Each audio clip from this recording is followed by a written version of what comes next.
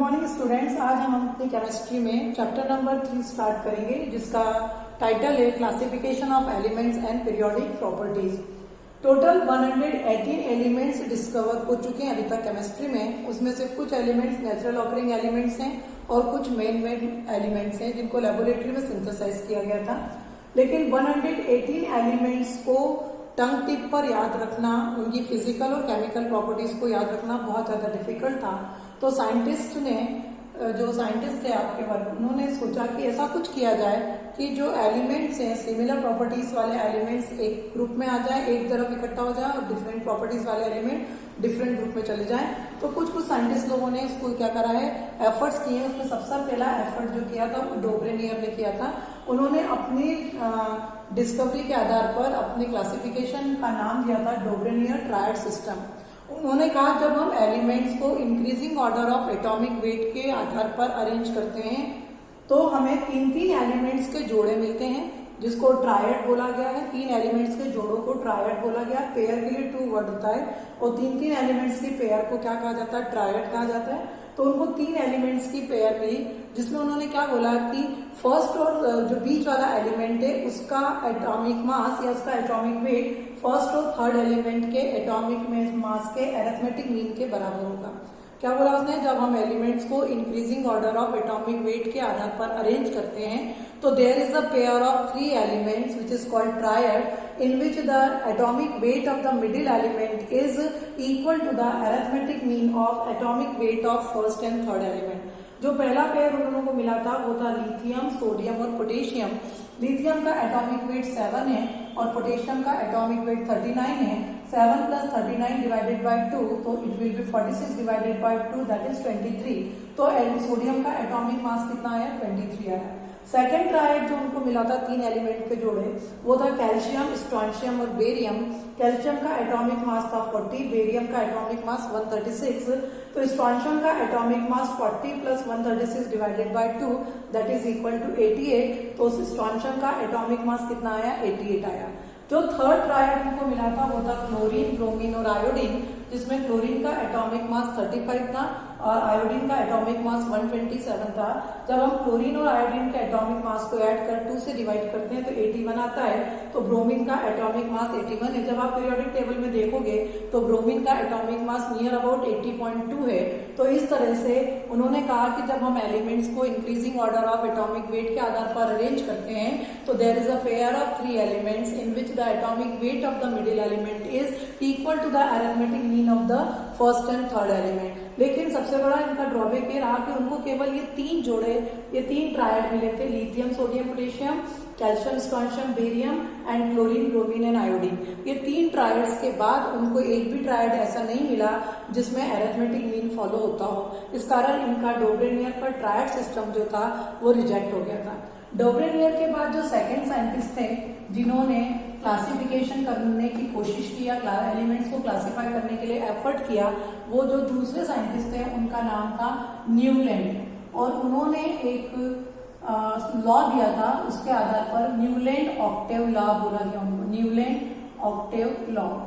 उन्होंने भी क्या बोला कि whenever we arrange the element in increasing order of the atomic weight, जब भी हम एलिमेंट्स को increasing order of atomic weight के आधार पर अरेंज करते हैं तो the physical and chemical properties of every first and 8th element will be similar, just like the musical notes, just like the musical notes। जिस तरह से संगीत में 7 सुर होते हैं, सा, रे, गा, मा, पा, धा, नी, सा, सारे गा मा पा धा नी सा। तो फर्स्ट 1 2 3 4 5 6 7 8, तो फर्स्ट और 8th सुर वापस से सेम हो जाता है। उसी प्रकार जब हम एलिमेंट्स को increasing order of atomic weight के आधार पर अरेंज करते हैं तो हर फर्स्ट और 8th एलिमेंट की फिजिकल और केमिकल प्रॉपर्टीज क्या होगी, सेम होगी। फॉर एग्जाम्पल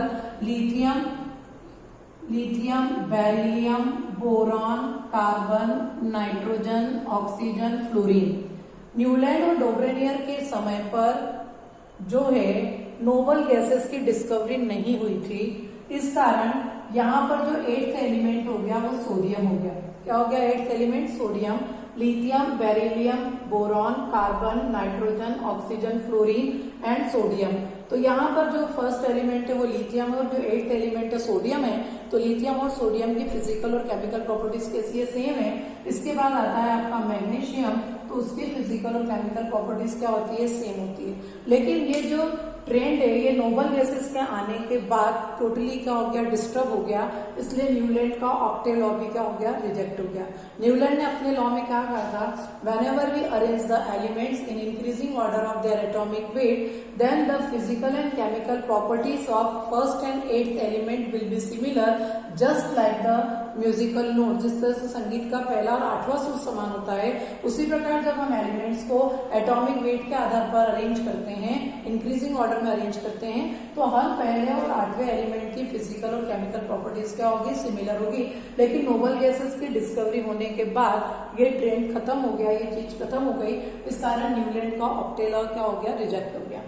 तीसरे जो साइंटिस्ट थे जिन्होंने क्लासिफिकेशन करने में मदद करी या एफर्ट किया वो थे लोथर मेयर। कौन से साइंटिस्ट थे, तीसरा जो साइंटिस्ट थे वो थे आपके लोथर मेयर। लोथर मेयर यहाँ पर लोथर मेयर ने जो दिया था वो मैं आपको बता रही हूँ। इन्होंने एलिमेंट्स को increasing order of atomic mass के आधार पर ही अरेंज करा था पीरियोडिक टेबल बनाते समय, लेकिन उन्होंने एक ग्राफ प्लॉट किया था। एटॉमिक मास और एटॉमिक वॉल्यूम के आधार पर। एटॉमिक मास और एटॉमिक वॉल्यूम के आधार पर। एटॉमिक मास और एटॉमिक वॉल्यूम के आधार पर तो उनको कुछ इस तरह से कर्व देखने को मिले, तो उन्होंने इस कर्व को देखकर क्या बोला कि जितने भी स्ट्रॉन्ग इलेक्ट्रोपॉजिटिव एलिमेंट्स होंगे, मतलब जो एलिमेंट स्ट्रॉन्ग इलेक्ट्रोपॉजिटिव एलिमेंट होंगे, they will occupy peak of the curve. वो कहां पर जाएंगे, कर्व के पिक पर आएंगे। जो मैं डॉट्स लगा रही हूं इसको हम पिक कहते हैं। तो यहाँ पर पिक में कौन आएगा, लिथियम, सोडियम, पोटेशियम, रुबीडियम और सीजियम। जितने भी स्ट्रॉन्ग इलेक्ट्रोपॉजिटिव एलिमेंट्स होंगे वो जो है पिक ऑफ द कर्व को क्या करेंगे, ऑक्यूपाई करेंगे। और जितने भी स्ट्रॉन्ग इलेक्ट्रोनेगेटिव एलिमेंट होंगे, they will occupy the ascending part of the curve. जब कर्व ऊपर की तरफ जाता है तो उसको असेंडिंग पार्ट बोलते हैं, और जब कर्व नीचे की तरफ आता है तो हम उसको डिसेंडिंग पार्ट बोलते हैं। तो जितने भी मोस्ट इलेक्ट्रोनेगेटिव एलिमेंट थे, जैसे फ्लोरीन है, क्लोरीन है, they are occupying the ascending part of the curve. वो कर्व का कौन सा पार्ट ऑक्यूपाई कर रहे थे, असेंडिंग पार्ट ऑक्यूपाई कर रहे थे। और जो लीस्ट इलेक्ट्रोपॉजिटिव थे, यानी स्ट्रॉन्ग इलेक्ट्रोपॉजिटिव से थोड़े से कम इलेक्ट्रोपॉजिटिव थे, they are occupying the descending part of the curve. जो वो कर्व किसका, कौन सा पार्ट कर रहे थे, descending part of the curve को क्या कर रहे थे, ऑक्यूपाई कर रहे थे। जैसे यहाँ मैंने ले लिया बेरिलियम, तो यहाँ आ गया आपका मैग्नीशियम, यहाँ आ जाएगा आपका कैल्शियम, ये हो गया स्ट्रोंशियम और ये हो गया बेरियम। बाकी जो दूसरे एलिमेंट्स थे, अदर एलिमेंट्स जो बचे हुए थे, उन्होंने तीन ग्रुप में एलिमेंट्स को क्लासिफाई कर दिया, स्ट्रॉन्ग इलेक्ट्रोपॉजिटिव, लीस्ट इलेक्ट्रोपॉजिटिव और स्ट्रॉन्ग इलेक्ट्रोनेगेटिव। जो स्ट्रॉन्ग इलेक्ट्रोपॉजिटिव थे वो पिक ऑफ द कर्व पर आए, उन्होंने कर्व के पिक को ऑक्यूपाई किया।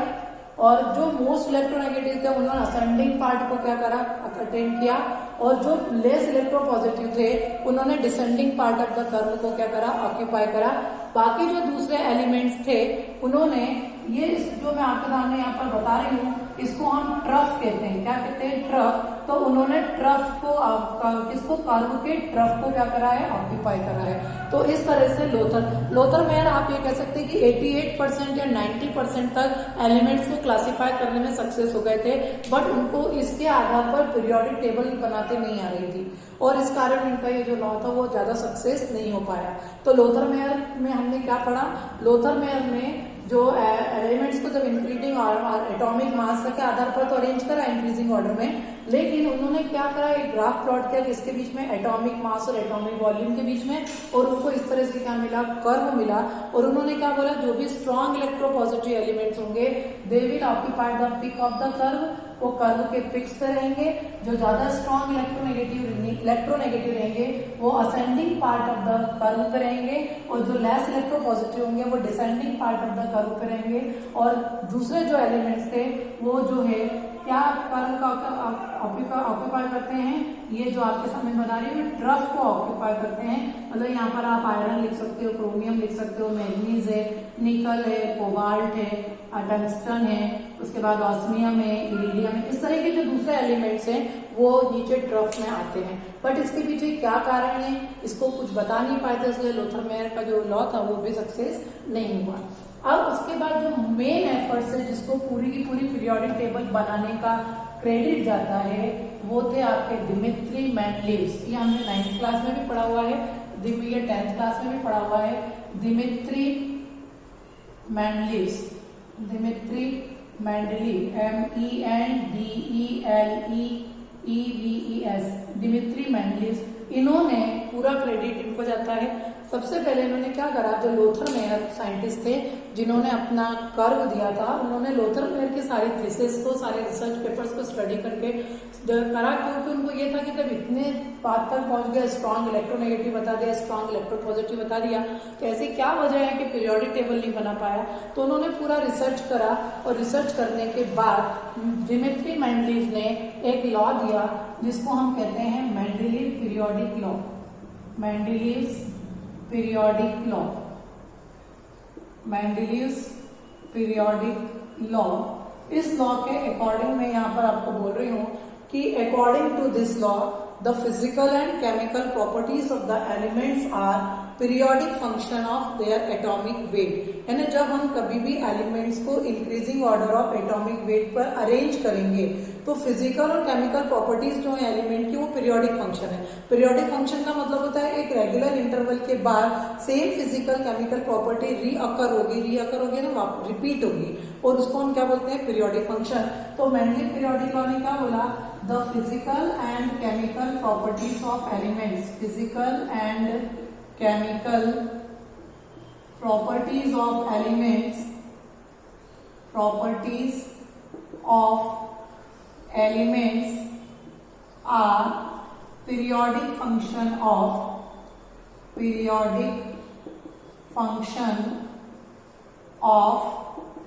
their atomic weight, periodic function of their atomic weight. यानी जब हम एलिमेंट्स को increasing order of atomic mass के आधार पर अरेंज करेंगे तो जो फिजिकल और केमिकल प्रॉपर्टीज है वो एक regular interval of atomic weight के बाद सेम फिजिकल और केमिकल प्रॉपर्टीज के आगे रिपीट होगी।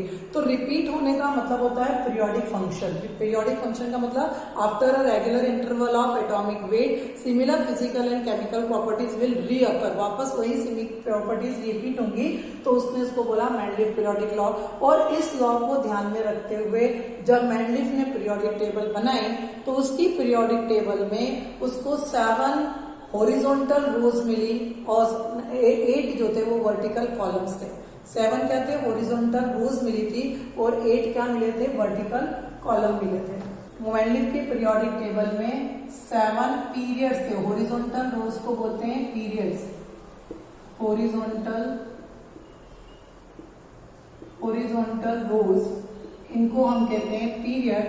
और 8 ग्रुप्स मिले थे, 8 ग्रुप्स मिले थे जिनको कहते हैं वर्टिकल कॉलम्स। क्या कहते हैं, वर्टिकल कॉलम्स। तो आपने देखा होगा 10th क्लास में पीरियोडिक टेबल में हम कुछ इस तरह से पीरियोडिक टेबल बनाते हैं। तो यहाँ पर ये जो वर्टिकल कॉलम्स हैं इनको हम कहते हैं ग्रुप्स, और ये जो हॉरिजॉन्टल रोज हैं इनको हम कहते हैं पीरियड। यानी ये आपका हो गया पीरियड और इधर ऊपर क्या हो जाएगा आपका ग्रुप। तो इस तरह से मेंडलीव की पीरियोडिक टेबल में 7 पीरियड्स थे और 8 ग्रुप्स थे। उसने ग्रुप्स को फिर सब डिवाइड किया।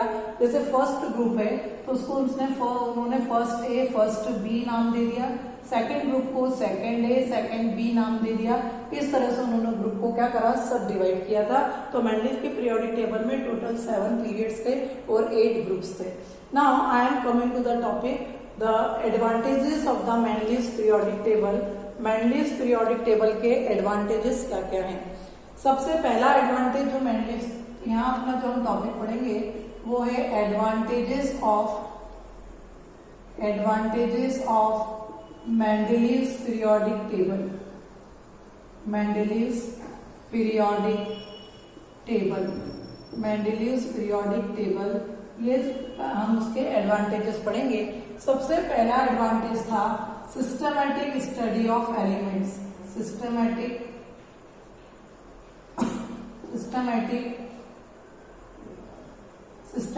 स्टडी ऑफ एलिमेंट्स,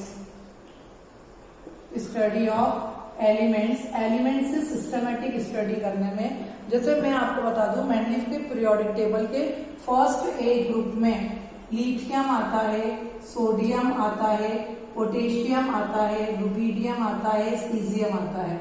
अगर आपको ये पता है कि जो फर्स्ट ग्रुप के एलिमेंट्स की ये प्रॉपर्टीज होती हैं, तो अगर हम आपसे बोल दें कि फर्स्ट ए ग्रुप के हमको प्रॉपर्टीज पता पड़ जाए कि फर्स्ट ए के ग्रुप में जो एलिमेंट्स होंगे उनमें ये प्रॉपर्टीज होगी, और मैं आपसे कह दूं कि फर्स्ट ए ग्रुप में सोडियम आता है, तो हम बोल सकते हैं कि सोडियम अगर फर्स्ट ए ग्रुप में आता है तो सोडियम में ये प्रॉपर्टीज होंगी। तो इस तरह से हमको मेंडलीव के पीरियोडिक टेबल से एलिमेंट्स की सिस्टमैटिक स्टडी करने का क्या मिला, हमको जानकारी मिलती थी कि अगर हमको ये पता है कि फर्स्ट ए ग्रुप में प्रेजेंट एलिमेंट्स की ये प्रॉपर्टीज, और हमको अगर उस एलिमेंट का कोई बोल दे कि फर्स्ट ए ग्रुप में ये एलिमेंट प्रेजेंट है, तो हम फर्स्ट ए ग्रुप के एलिमेंट्स की जो प्रॉपर्टीज है वो सारी की सारी प्रॉपर्टीज उस एलिमेंट में हमको देखने को मिलेगी।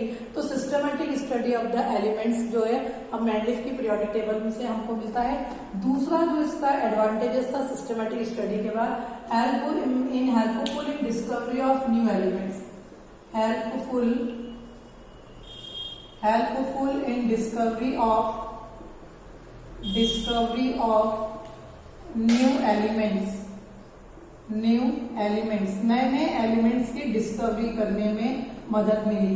जब मेंडलीव अपने पीरियोडिक टेबल बना रहे थे, तो उन्होंने बीच में जो एलिमेंट डिस्कवर नहीं हुआ था, जिसका एटॉमिक वेट नहीं था, तो उन्होंने वहां पर एक स्पेस छोड़ दी। उन्होंने क्या कर दिया, वहां पर एक स्पेस छोड़ दी, वैकेंट स्पेस छोड़ दी। लेकिन वहां वैकेंट स्पेस छोड़ने के साथ साथ उन्होंने ये चीज मेंशन कर दी थी कि जो भी एलिमेंट इस पोजीशन पे आएगा, यहाँ पर आएगा, उस एलिमेंट का एटॉमिक वेट इतना होना चाहिए, डेंसिटी इतनी होना चाहिए, मेल्टिंग, मतलब पूरा उसकी प्रॉपर्टीज का चार्ट बनाकर वहां पर उन्होंने मेंशन कर दिया था कि जो भी एलिमेंट इस पोजीशन को ऑक्यूपाई करेगा पीरियोडिक टेबल में, उस एलिमेंट में ये प्रॉपर्टीज होना चाहिए। उसी के आधार पर वो कुछ एलिमेंट्स डिस्कवर तो नहीं हुए थे, लेकिन उन्होंने उनका नाम रख के चले गए थे ईका बोरॉन, जिसका नाम स्कैंडियम पड़ा। बाद में जिसका नाम क्या पड़ा, स्कैंडियम, पीरियोडिक टेबल में Sc उसका सिंबल होता है। उसके बाद ईका एल्यूमिनियम,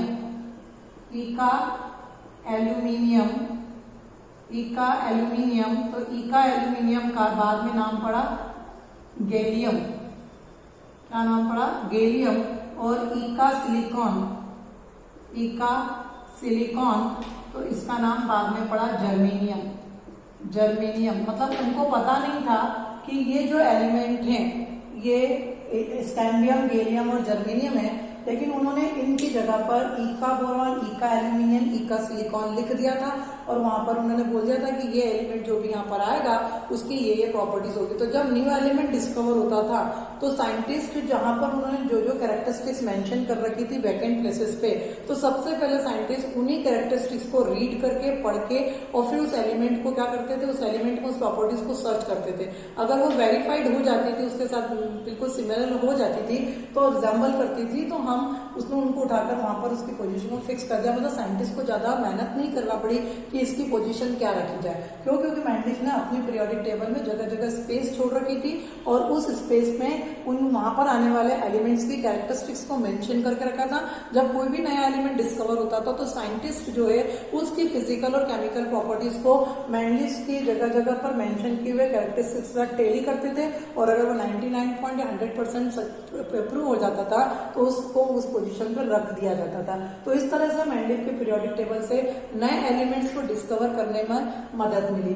तीसरा जो एडवांटेजेस था मेंडलीव पीरियोडिक टेबल का, वो था correction of position element, atomic mass, correction of atomic mass. तीसरा था जो है करेक्शन ऑफ एटॉमिक मास,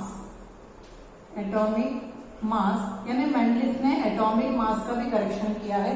एक सबसे अच्छा एग्जाम्पल मैं आपको बताती हूँ।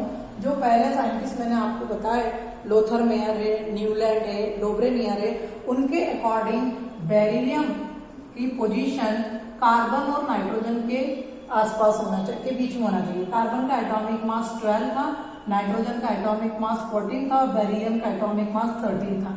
तो उन्होंने बोला था कि जो बेरिलियम है वो कार्बन और नाइट्रोजन के बीच में आएगी। लेकिन जब मैंडलिफ ने पीरियोडिक टेबल को स्टडी किया तो उन्होंने क्या देखा कि बेरिलियम की जो फिजिकल और केमिकल प्रॉपर्टीज हैं वो मैग्नीशियम, कैल्शियम, स्ट्रोंशियम, बेरियम इनसे मिलती जुलती है। तो उन्होंने बोला हो ना हो ये बेरिलियम का एटॉमिक मास क्या है, गलत है। उसका गलत होने का क्या कारण है कि जो दूसरे साइंटिस्ट थे मैंडलिफ के अलावा, वो बेरिलियम को ट्राइवेलेंट मान रहे थे। क्या मान रहे थे? ट्राइवेलेंट, यानी बेरिलियम पे +3 चार्ज मान रहे थे। बेरिलियम का इक्विवेलेंट वेट जो होता है वो 4.5 होता है। अब अगर आपको एटॉमिक वेट निकालना है, एटॉमिक मास या एटॉमिक वेट निकालना है, तो हम इक्विवेलेंट वेट को वैलेंसी से यानी चार्ज से मल्टीप्लाई करते हैं, वैलेंसी से मल्टीप्लाई करते हैं। तो इक्विवेलेंट वेट 4.5 और वैलेंसी 3 है, तो इस हिसाब से बेरिलियम का एटॉमिक मास 35.5 होना चाहिए। तो इस हिसाब से तो उसकी पोजीशन सही है। तो मैंडलिफ ने क्या बोला, हो ना हो यहाँ पर बेरिलियम जो है वो ट्राइवेलेंट होने की बजाय डाइवेलेंट होना चाहिए। तो उसने इसकी चार्ज को क्या करा, करेक्ट किया। Be+3 की जगह पर Be+2 रखा और Be+2 रखा तो वैलेंसी कितनी हो गई 2, तो एटॉमिक मास कितना हो गया 9। तो उसकी पोजीशन जो है वो कहां पर आ गई, मैग्नीशियम के ऊपर आ गई। तो इस तरह से मैंडलिफ ने अपनी पीरियोडिक टेबल में जो बेरिलियम का करेक्शन किया तो उससे दूसरे एलिमेंट्स के एटॉमिक मास में भी करेक्शन करने में हेल्प मिली। तो ये थे आपके मैंडलिफ के पीरियोडिक टेबल के advantages. Systematic study of the elements, उसके बाद helpful in discovery of the new element, और थर्ड मैंने जो आपको बताया वो था correction of atomic masses. So these were the advantages of the Mendeleev periodic table. Now dear student, it is sufficient for today. In my next lecture I will discuss with the disadvantages of the Mendeleev periodic table. Thank you very much.